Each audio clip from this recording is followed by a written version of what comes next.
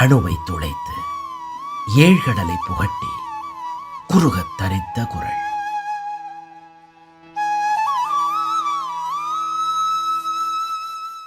Jai Sriram. Sri TV நேயர்களுக்கு வணக்கம்.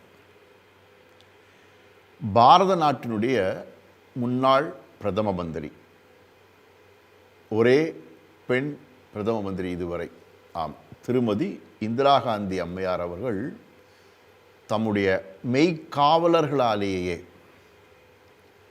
மிக கொடூரமான முறையிலே சுட்டு கொல்லப்பட்டார். மிக மிக வேதனையான விஷயம்தான். அக்டோபர் மாதம் 31ஆம் தேதி 1984ஆம் ஆண்டிலே இந்த துயரச் சம்பவம் நடந்தது. நாட்டை அது உலுக்கியது. ஏனென்றால் ஒரு கம்பீரமாக ஒரு வீராங்கனை என்று வாழும் மகாத்மாவாக இருந்த வாஜ்பாய் அவர்கள் புகழ்ந்தார்.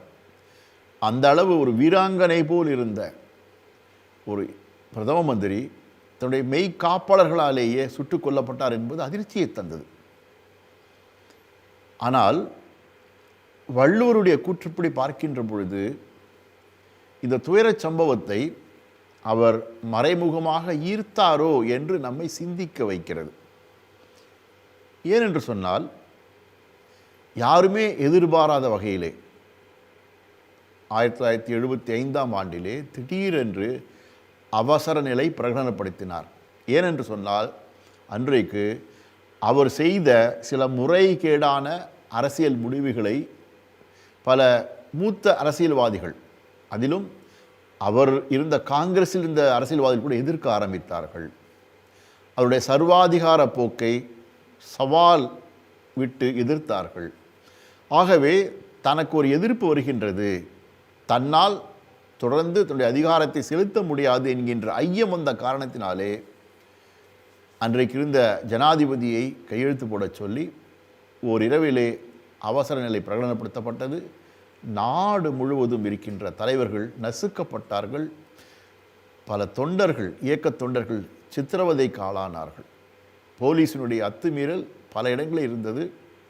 அப்படி ஒரு சுதந்திர போராட்டம் இருந்த காலகட்டத்தை போலவே இருந்தது. எப்படி வெள்ளையன் சித்திரவதை செய்தானோ, ஜாலியன் வாலாபாக் படுகொலை செய்தானோ, அது போன்றுதான் நாடு முழுவதும் இருந்த தேசியவாதிகள், மதிக்கத்தக்க தலைவர்கள், பல தொண்டு நிறுவனத்தினுடைய உறுப்பினர்கள் எல்லாம் சித்திரவதைக்கு ஆளானார்கள், கைது செய்யப்பட்டார்கள், கொடுமைக்கு ஆளானார்கள்.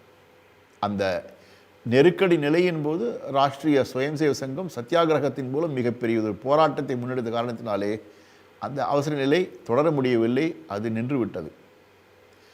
ஆனால் அந்த காலகட்டத்திலே நடந்த பல கொடுமைகளால் அவஸ்தைப்பட்ட பல குடும்பங்கள் சின்னாபின்னமாயிற்று, சீரழிந்தது. அவர்களுடைய சாபம் அந்த அம்மையாரை தாக்கி இருக்கும் என்று அரசியல் வல்லுநர்கள் சொல்லுகின்றார்கள். தர்மத்தை கூர்ந்து கவனிக்க சொல்லுகின்றார்கள். அது மட்டுமல்ல, அவர் தன்னுடைய அரசியல் லாபத்திற்காக பிந்திரன்வாலை அவர் வளர்த்த காரணத்தினாலே என்ன ஆயிற்று என்று சொன்னால், பின்னாளிலே அந்த பிந்திரன்வாலே காலிஸ்தான் என்ற ஒரு இயக்கத்தை ஏற்படுத்தி, எப்படி பாகிஸ்தான் என்பது முஸ்லீம்களுக்கு பிரித்து கொடுக்கப்பட்டதோ அதே போல காலிஸ்தான் என்பது சீக்கியர்களுக்கு பிரித்து கொடுக்கப்பட வேண்டும் என்று சொல்லி போராட ஆரம்பித்தார். அது பஞ்சாபிலே மிகப்பெரிய தலைவலியாக உருவாகியது. இந்திரா காந்திக்கு மிகப்பெரிய ஒரு சவாலாக அமைந்தது. ஆகவே வேறு வழியின்றி ஆபரேஷன் ப்ளூ ஸ்டார் என்று அவர்கள் மதித்து போற்றி புனிதமாக கருதுகின்ற பொற்கோயிலுக்குள் பதுங்கியிருந்த பிந்திரன்வாலாவை வெளியே எடுப்பதற்காக இராணுவம் உள்ளே செல்ல வேண்டியிருந்தது.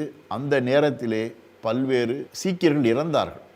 அவர்களெல்லாம் பயங்கரவாதிகள் தான் இறந்தார்கள்.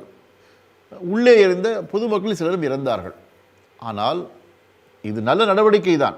பயங்கரவாதி ஒழிக்க வேண்டும் என்பதற்காக அரசு எடுத்த முடிவு இராணுவம் உள்ளே சென்று செய்தது என்றாலும் கூட, இவர் முன்னாளிலே பிந்திரன்வாலை வளர்த்துவிட்ட காரணத்தினாலே அதன் எதிர்வினையாக அவருக்கே வந்து முடிந்தது. அதனால் அவர் உயிரும் பிரிந்தது.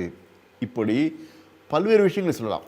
இன்னும் கூர்ந்து கவனிக்கிற சில பேர் சொல்லுகின்றார்கள், நாடு சுதந்திரம் அடைந்த காலத்திலே 1947 பிரிவினை ஏற்பட்டது, தேச பிரிவினை ஏற்பட்டது. சோக வரலாறு அது.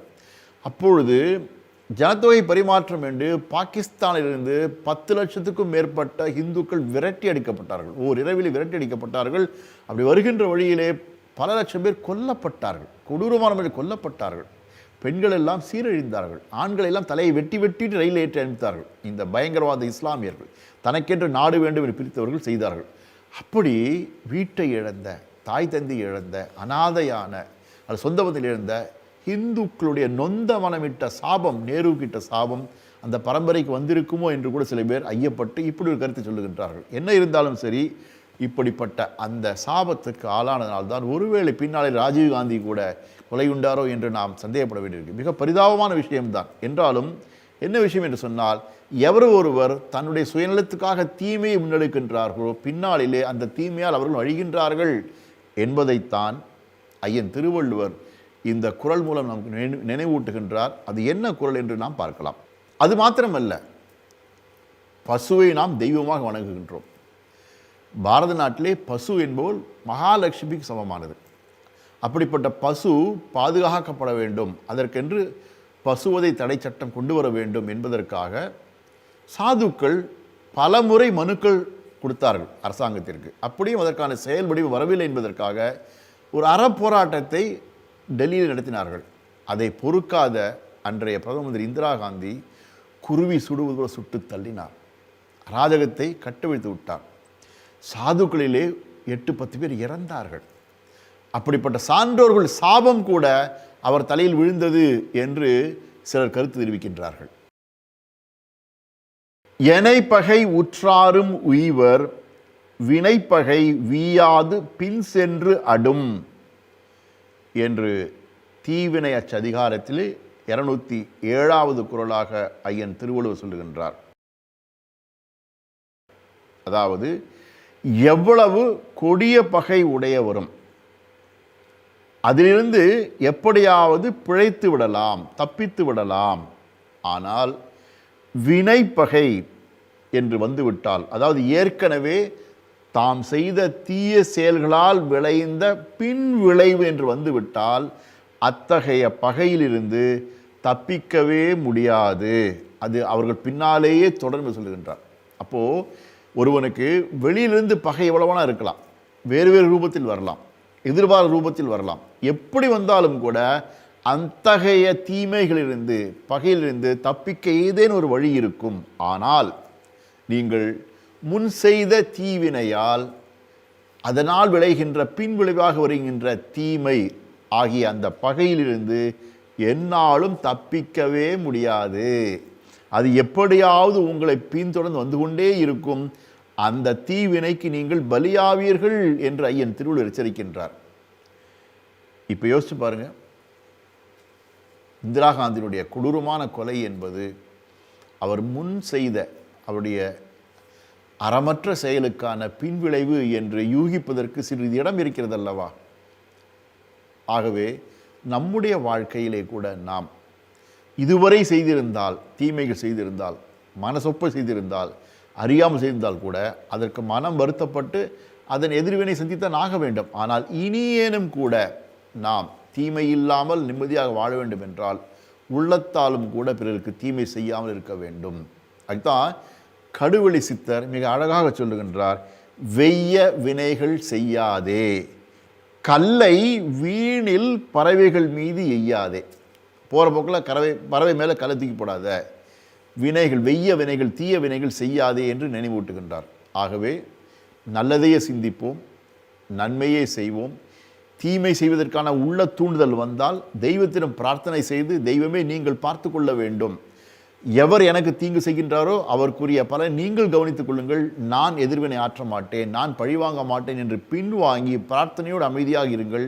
நிச்சயமாக உங்கள் வாழ்க்கையில் நல்லது நடக்கும் என்று ஐயன் திருவள்ளுவர் சொல்லுகின்றார். அதன் வழியிலே திருவள்ளுவர் திருவடி போற்றி. ஜெய்ஹிந்த்.